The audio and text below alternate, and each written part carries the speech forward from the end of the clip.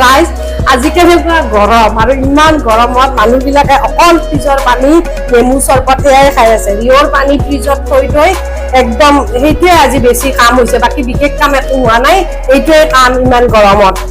আৰু ৰাইজ আজি মই গৰমতে ভিডিঅ' নবনাও বুলি ভাবিছিলো কিয় জানেনে মই তাৰমানে মোৰ এটা অভ্যাস আছে কি মই ঘৰত মানে এনেই পিন্ধিব ভাল পাওঁ কাণৰ গলৰ বিলাক কিন্তু আজি কি হৈছে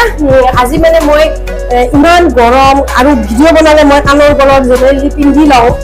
কিন্তু আজি মই দেখিছে না কাণে চানে একো পিন্ধা নাই সেইকাৰণে ভাবিছিলো ভিডিঅ' নবনাও